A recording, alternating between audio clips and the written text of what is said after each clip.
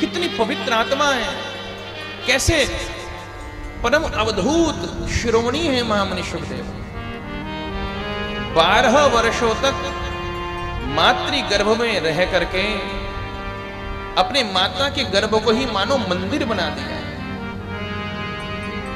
हाँ, जैसे बच्चा 9 या 10 महीना पेट में रहता है ना, महामुनि शुकदेव अपनी माता जी के गर्भ में 12 वर्ष तक रहे। कितने वर्ष तक? 12 साल तक रहे। क्यों रहे, ये कथा कल सुनाएंगे। जैसे ही प्रकट हुए, पैदा नहीं हुए, प्रकट हुए हैं, द्वादशांग प्रभु का ध्यान किया, श्री कृष्ण का द्वादशाक्षर मंत्र का जप किया, ओम नमो भगवते वासुदेवाय। 12 वर्ष पूर्ण हुए, प्रकट हुए। तो उन्होंने कहा कि भैया हमारे ठाकुर जी तो हमेशा 16 साल के रहते हैं, कृष्ण भगवान, तो 4 साल और बढ़ा लिए, 12 4 16 वर्ष के प्रकट हो गए महाराज। प्रकट होते ही वेदव्यास जी अपने पिता की ओर नहीं देखा, आश्रम की ओर नहीं देखा, और चल दिए जंगल में भजन करने के लिए। अब बताओ, एकलौता पुत्र 8-9 महीने में नहीं, 12 वर्षों बाद प्राप्त हुआ, गर्भ से आया है। और इतना कृष्ण चिंतन किया गर्भ में रह करके कि कीट भृंग न्याय से बिल्कुल कृष्ण स्वरूप हो गए। एक तो बेटा है, पुत्र है, 12 वर्षों बाद प्राप्त हुआ, पला पलाया प्राप्त हुआ, 16 वर्ष के हो गए। कोई बचपन में वो भी करने की जरूरत नहीं, बच्चे की सेवा, और कृष्ण स्वरूप, चौड़ा वक्षस्थल, नील वर्ण की अंग कांति, जैसे श्री कृष्ण है ना नीलमणि घनश्याम, ऐसी सुंदर बड़े बड़े उनके नेत्र, सुंदर अधर, दिगंबरम वक्त्र विकीर्ण केशम, काले घुंघराले सुंदर बाल, बिल्कुल कृष्ण स्वरूप लगते हैं महामुनि शुकदेव। एक बार मुड़ करके पिता की घर की ओर देखा नहीं, चल दिए। ऐसा कौन होगा जिसके अंदर पुत्रेष्णा ना हो? मेरे भाई, 3 इष्णाएं बड़ी प्रसिद्ध हैं दुनिया में, वित्तेष्णा, पुत्रेष्णा और लोकेष्णा। इन 3 के करणीय बंधनों में बंधे हुए हैं। पहली चीज है वित्तेष्णा। वित्त माने पैसा, सब पैसे के पीछे पागल है। वित्तेष्णा ने कितनों लोगों को डिप्रेशन में पहुंचा दिया, कितने लोगों को वित्त की चिंता ने चिता तक पहुंचा दिया, मार ही डाला। पाई पाई करके जोड़ता है। दूसरी इष्णा है पुत्रेष्णा।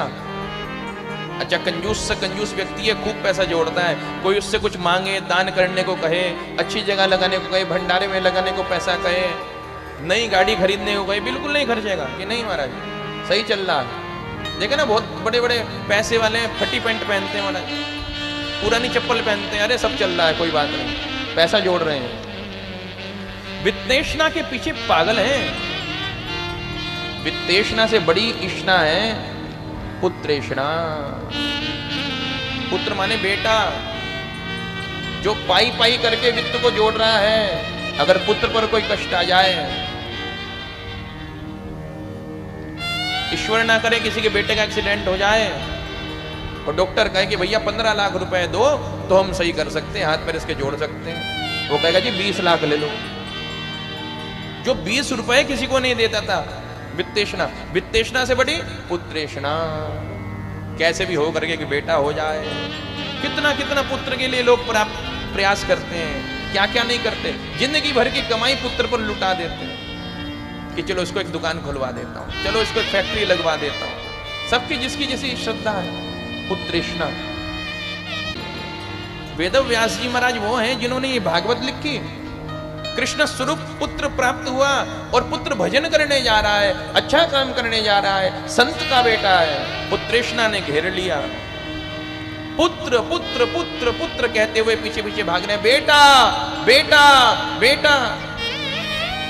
महामुनि शुकदेव तो योगी हैं, वृक्षों भी नहीं, तो वृक्षों के अंदर मिल गए। जब बेटा कहा तो वृक्षों ने कहा बेटा। समझना, ये नियम होता है जी, कुएं में अगर आप जो चीज बोलेंगे ना, कुएं में आवाज पलट करके आएगी। पहाड़ों में आप कोई चीज बोलेंगे तो आपकी आवाज टकराकर वापस आएगी। जंगल में आप कोई चीज बोलेंगे तो आवाज वापस आएगी। दृश्य क्या है? महामुनि शुकदेव आगे आगे, वेद व्यास जी पीछे पीछे, और क्या कह रही है? बेटा बेटा, पुत्र पुत्र पुत्र।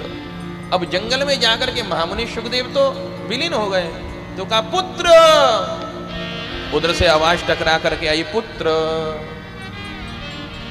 तो वेद व्यास जी ने कहा कि भाई मैं महामुनि शुकदेव तुम्हें पुत्र कह रहा हूं क्योंकि मैं तुम्हारा पिता हूं।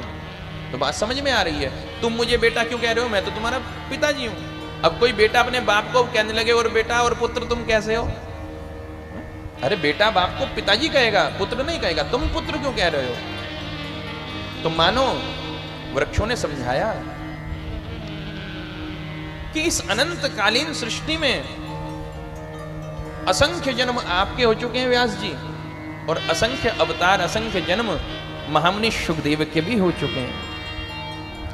पता ही नहीं लाख करोड़ बार महामुनि शुकदेव आपके बेटे बन चुके हैं, कितनी लाख करोड़ बार आपके पिता बन चुके हैं, और आप इनके पुत्र बन चुके हैं। और अब की बार आप इनके पिता बने तो स्थायी नाता कौन सा? समझना, ये जीवात्मा है ना, जब ऊपर से चला परमात्मा के यहां से तो बहुत सारे संबंध तोड़ता और जोड़ता चल रहा, लेकिन जिस संबंध में आता है ना उसको हम स्थायी मान लेते हैं। वास्तविकता में स्थायी संबंध कोई नहीं है भाई। देखो उदाहरण से समझो, हमारी जेब में जो नोट आया है कितनी जेबों से होता हुआ आया है? बताओ ना। अनेक अनेक जेब इसने बदल ली। अच्छा अभी आगे कितनी जेब में जाएगा उसका कोई ठिकाना नहीं। अच्छा हमेशा हमारी जेब में रहेगा नहीं ये हमें पता है, लेकिन जिसकी जेब में नोट चला जाता है वो कहता है मेरा है। अजी भैया नोट किसका गिर गया? अजी मेरा गिर गया महाराज, मेरी जेब में था, मेरा है। जबकि उसको पता है कि तेरा नहीं है, तेरी जेब में फिलहाल है, लेकिन इसने बहुत सारी जेब चेंज कर दी और अभी बहुत सारी जेबों में आगे जाएगा। अच्छा नोट चला कहां से है? कहा कि सरकार से, केंद्र से चलता है ना, रिजर्व बैंक ऑफ इंडिया से। अच्छा नोट जब फट जाता है, पुराना हो जाता है, तो कहां जाता है? बैंक में, बैंक के माध्यम से पुनः रिजर्व बैंक में, पुनः सरकार के पास। तो इसी उदाहरण से समझो, ये आत्मा कहां से चली? सरकार से।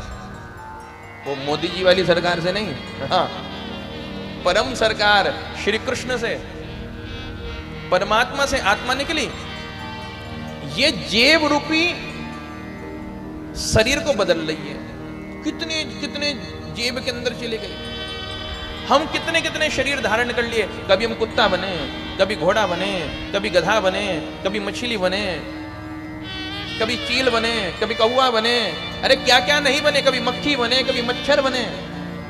कितने सारे शरीर रूपी जेबों में हम गए,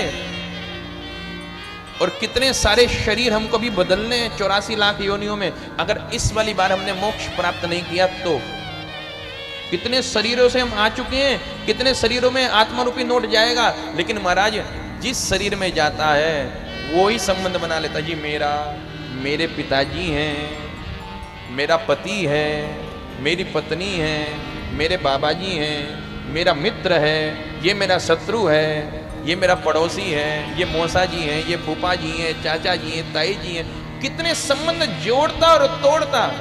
कोई पहला जन्म नहीं है, कितने कितने जन्म ले चुका है महाराज। जिस जन्म में जाता है, जिस जन्म में जाता है, वो कहता मेरा, मेरा बेटा, मेरा मित्र।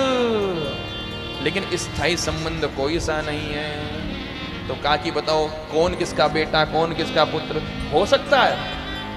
इस जन्म में जो हमारा सबसे अच्छा मित्र है, पूर्व किसी जन्म में हमारा सबसे बड़ा शत्रु रहा हो। कोई स्थायी संबंध नहीं है। कौन किसका बाप, कौन किसका बेटा। महामुनि शुकदेव कहते हैं कि पिताजी जिससे से पुत्र पुत्र कह करके मेरे पीछे पागल होकर के घूम रहे हो ना, ऐसे कृष्ण कृष्ण कहते हुए, गोविंद गोविंद कहते हुए भगवान श्री कृष्ण के पीछे दौड़ो, तुम्हारी बिगड़ी बात बन जाएगी। आज पुत्र ने पिता को ज्ञान कराया। कहा कि बात तो ठीक कह रहे हो, मैं पुत्रेष्णा में फंस गया था। वेद व्यास जी पुनः अपने आश्रम में आए, सम्यक प्रास में माला उठाई और श्री कृष्ण के नाम का भजन करने के लिए बैठ गए। तो ऐसे श्री सुखदेव जी महाराज हैं जिन्होंने अपने पिता को ही ज्ञान कराया है प्रकट होते हुए। बोले महामुनि सुखदेव जी महाराज की। आइए अब तीसरे श्लोक में प्रवेश पाते हैं नैमिषारण्य तीर्थ में। नैमिषे निमिष